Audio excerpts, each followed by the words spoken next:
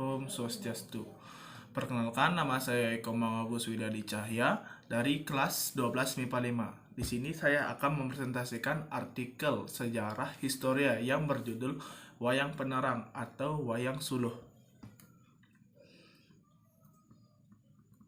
Wayang Suluh diciptakan anak muda pada masa revolusi media penerangan tentang perjuangan mempertahankan kemerdekaan. Kemerdekaan dipertahankan tidak hanya oleh pejuang dengan senapan, tapi juga oleh seniman. Mereka menggunakan karya seni lukis, sastra, teater, dan musik sebagai media perjuangan. Beragam karya seni pun lahir selama masa revolusi yang mengekspresikan perjuangan melawan Belanda. Kesenian yang paling merakyat sehingga efektif untuk menyampaikan pesan perjuangan adalah wayang.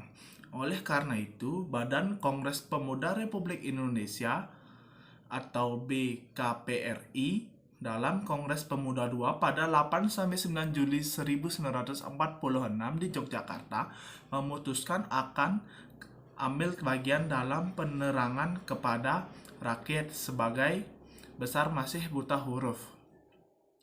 Tujuannya agar rakyat mengerti akan perjuangan kemerdekaan.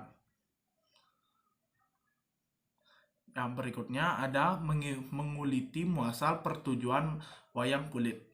Salah satu sasaran penerangan yang akan dipakai ialah wayang modern, yang pada waktu itu disebut wayang merdeka. Tulis Tasadi dan kawan-kawan. Dalam partisipasi seniman dalam perjuangan kemerdekaan di Jawa Timur. Wayang Merdeka dibuat oleh Jamal dan Marna Sulana dari bagian penerangan BKPRI.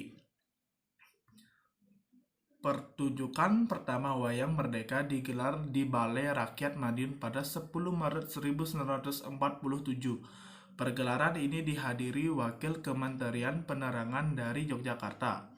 Di samping itu, diadakan penyeberangan nama wayang tersebut. Demonstrasi mendapat sambutan baik sehingga perlombaan pemerintahan nama telah menghasilkan nama Wayang Suluh. Dengan demikian, lahirlah Wayang Suluh di Kota Madiun, yang hingga kini tetap dipakai. Dewan Pimpinan Pemuda atau DPP di seluruh Jawa dan Madura kemudian mengadakan konferensi pada 1 April 1947. DPP membagikan 5 setel wayang suluh kepada wakil-wakil dari cabang untuk dipertunjukkan di daerah masing-masing. Wayang suluh tersebut berjalan dengan pesat karena wayang suluh dapat diterima oleh rakyat jelata sebagai satu-satunya alat penerangan dan penghibur yang sederhana tetapi cukup memuaskan dan dapat menambah pengertian mereka, tulis Tasadi. Kemudian dilanjutkan dengan wayang perang Idola di Gelanggang.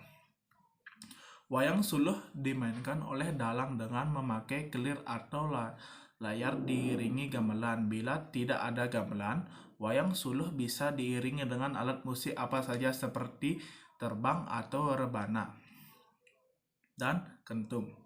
Lakon yang dimainkan tidak tetap disesuaikan dengan kepentingan dan keadaan di daerah masing-masing. Biasanya mengambil peristiwa sejarah seperti Perang Kemerdekaan, Untung Surapati, Pertempuran Surabaya, dan Perjanjian Lingkar Janji dan Renvili. Di dalam lakon-lakonnya diselipkan penjelasan, keterangan, dan uraian mengenai Pancasila, kewajiban pamong desa, rukun kampung, pertahanan rakyat, persatuan, keamanan negara, hukum, cinta tanah air dan bangsa, dan sebagainya. Dengan demikian, secara sederhana rakyat jelata mulai dibimbing, dididik, dan dituntut untuk hidup bernegara, menjalankan kewajiban sebagai warga negara, dan mempertahankan negara Republik Indonesia yang diproklamasikan pada 17 Agustus 1945. Kemudian masuk di materi media penerangan. Kementerian Penerangan memanfaatkan wayang suluh sebagai media penerang kepada rakyat.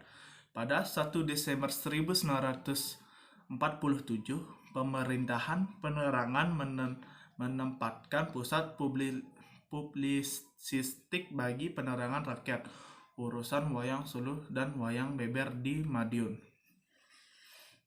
Kementerian Penerangan kemudian mengadakan pertunjukan wayang suluh di Istana Presiden di Yogyakarta pada 23 April 1948. Pertunjukan ini dihadiri Presiden Soekarno, Wakil Presiden Muhammad Hatta, Menteri Luar Negeri Haji Agus Salim, beberapa menteri, beberapa anggota KNIP, petinggi militer dan sipil, serta 3 wartawan luar negeri. Dengan wayang suluh, konsep Republik berikut tokoh-tokohnya Bung Karno, Bung Hatta, para pemimpin lain, bahkan tokoh antagonis seperti Van Mook pun diperkenalkan secara meluas sampai ke desa-desa. Kata Boydiarjo dalam Siapa Sudi Saya Didongeng, mantan Menteri Penerangan ini berhasil menggelar Pekan Wayang Indonesia pada 1974 dan Kongres pertama Pewayangan Indonesia pada 1975. Kemudian lanjut ke mantra Sakti Sang Dalang Wayang. Pertunjukan wayang suluh tidak hanya di Jawa. Pramuednya Ananta Tower, Kuesalah Suibagyo Tower, dan Ediati Kamil dalam Kronik Revolusi Indonesia 1948 menyebut bahwa wayang suluh juga dikirimkan ke Sumatera, sehingga pertunjukan wayang suluh pun ditonton oleh ribuan rakyat karena lakon-lakon wayang itu mengambil tema yang selaras dengan perjuangan bangsa. Dalam tempo 2 tahun, wayang suluh terus tumbuh. Di seluruh Jawa ada 70 dalang wayang suluh, di antaranya 3 perempuan, semuanya dari angkatan muda. Wayang suluh juga mendapat perhatian dari tamu-tamu asing yang pernah mengunjungi tempat pembuatannya. Kemudian lanjut di wayang perjuangan. Selain wayang suluh yang diciptakan oleh pemuda BKPRI, wayang perjuangan lain adalah wayang Pancasila karya Sueharsono Hadisoesono, pegawai Kementerian Penerangan asal Yogyakarta. Wayang tersebut menceritakan perjuangan bangsa Indonesia melawan penjajahan Belanda. Nama wayang berupa sindiran.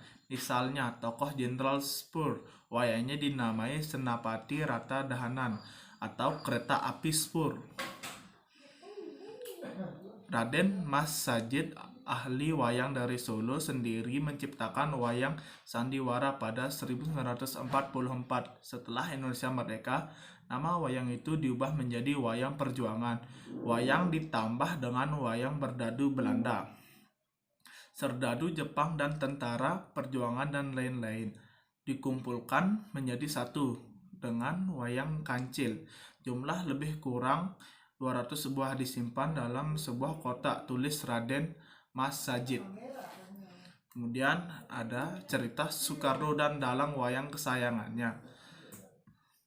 Bagaimana diberitakan majalah Adiluhung edisi bulan 3 2013, perangkat wayang perjuangan sekarang dikenal dengan nama wayang revolusi, yang terdiri dari 120 boneka mencangkup tokoh-tokoh sejarah terkenal dan seleksi dari tokoh-tokoh rakyat Indonesia. Diberi oleh Museum di Rotterdam, Belanda pada 1960-an. Pada 1995, bertepatan dengan peringatan 50 tahun kemerdekaan Republik Indonesia, pemerintahan kota Amsterdam menghadirkan 8 buah panel yang berisi foto-foto adegan dalam wayang revolusi kepada pemerintahan daerah DKI Jakarta. Pada 2005, World Museum meminjamkan dalam jangka panjang sebagai koleksi wayang revolusi pada Museum Wayang di Jakarta.